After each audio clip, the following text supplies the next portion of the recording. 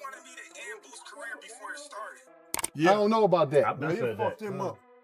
I would have knocked him the fuck out. And it's a reason why, Hear the shit. they went the other way. Stop playing with Thank me. you. Thank you. Stop playing with me.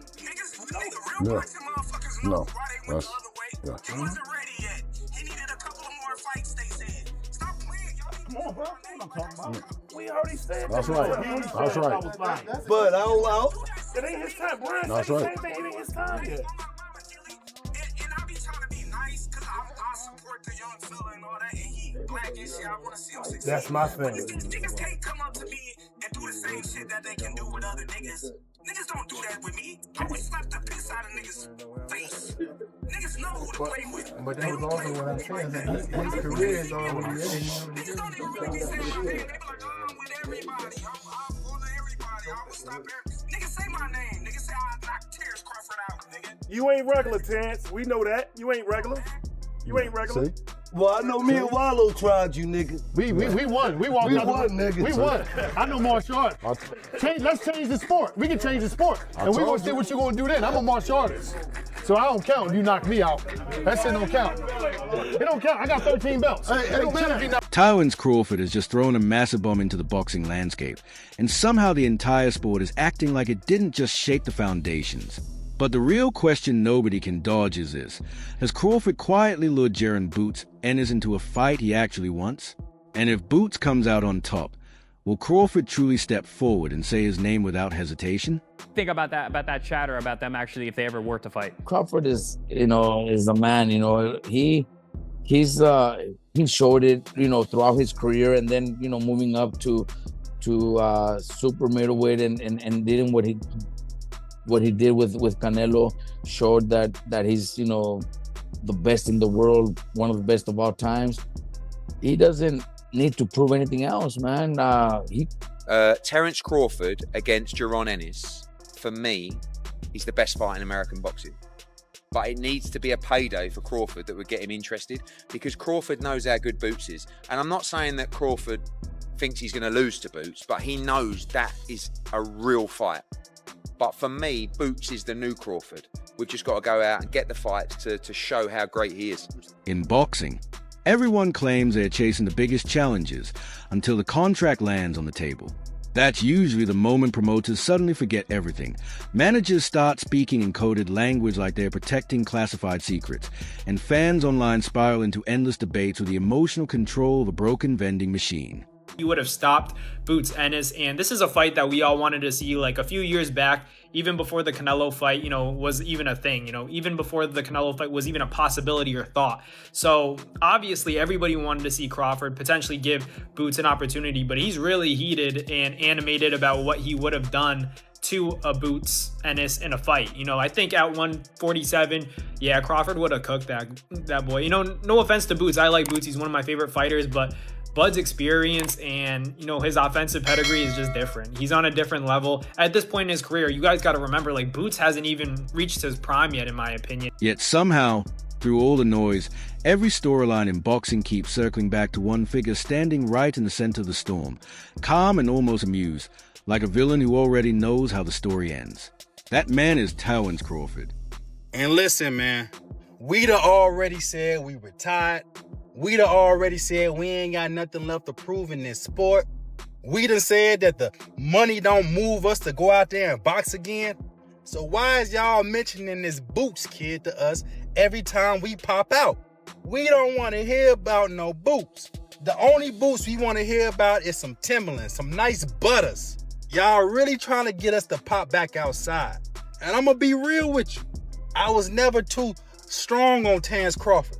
I thought Sean Porter could have beat him. After all the debates, the accusations of avoidance, the ducking arguments, the Philly pride speeches, and enough podcast shouting to power an entire city block, Crawford has now seemingly placed a challenge directly at Jaron Boots Ennis' feet, essentially saying, if you beat Xander Zayas, stop hinting and say my name out loud. The question continues to rise now.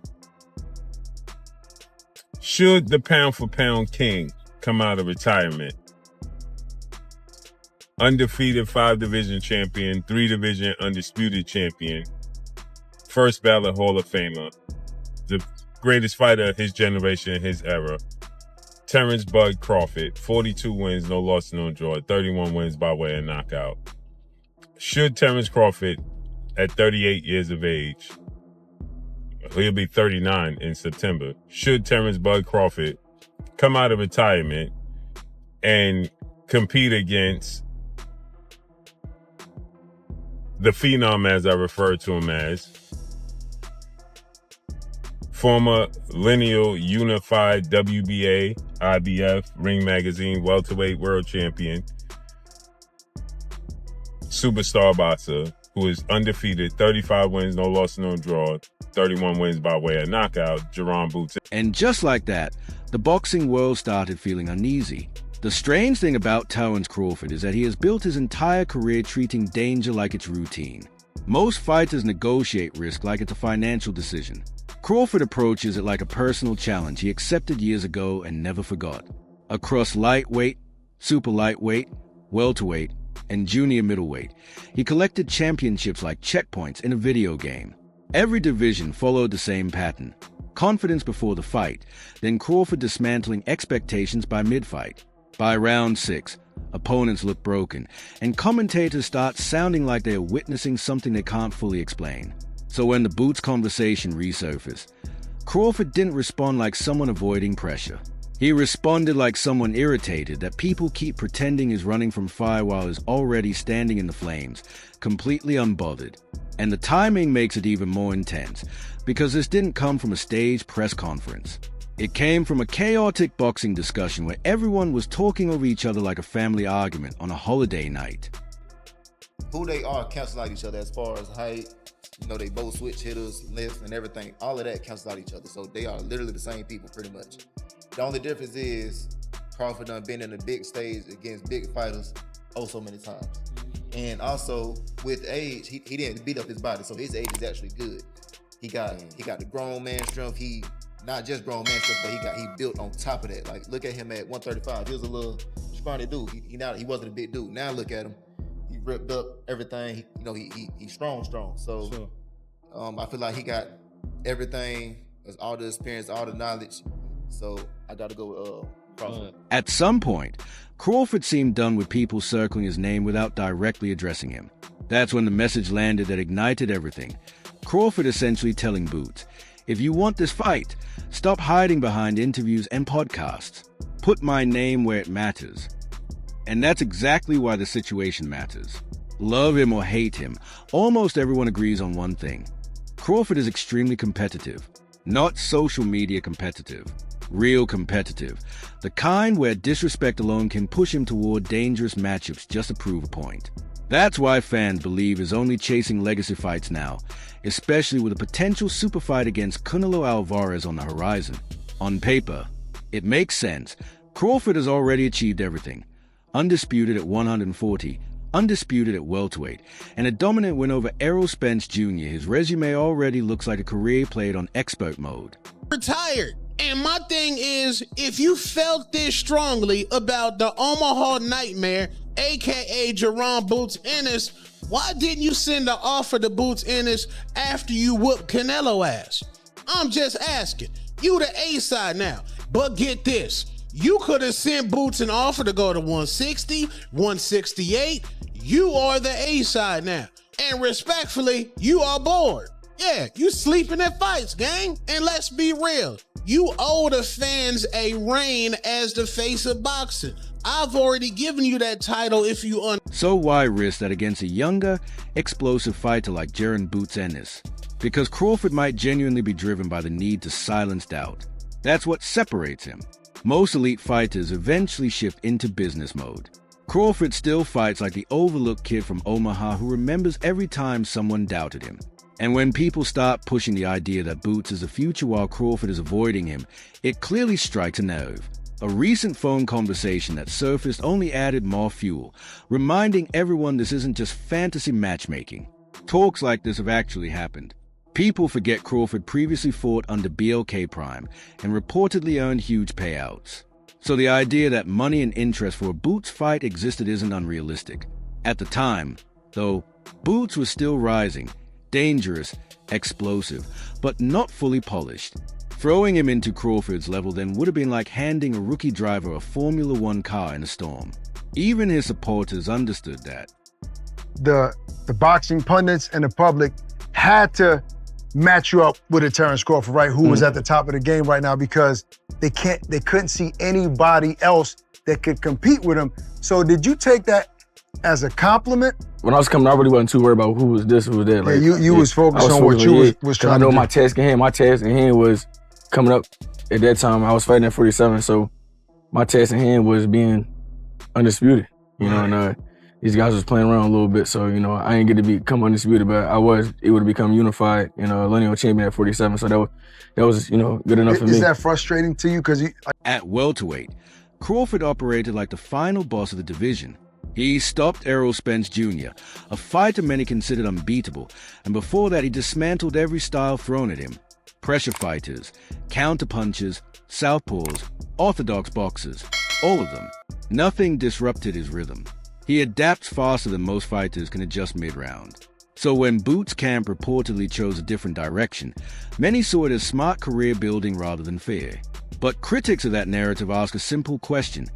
If the fight was truly available and not taken, how can Crawford later be accused of avoiding it? Meanwhile, Boots now sits in a position where fans already see him as the next major force, explosive, athletic, and dangerous enough to shake divisions. But Crawford supporters see it differently. To them, it's a man who already conquered the mountain being judged by people still preparing for the climb. That clash of perspectives is what fuels attention. To that point that in his career where people are saying like, all right, he's got to fight somebody now.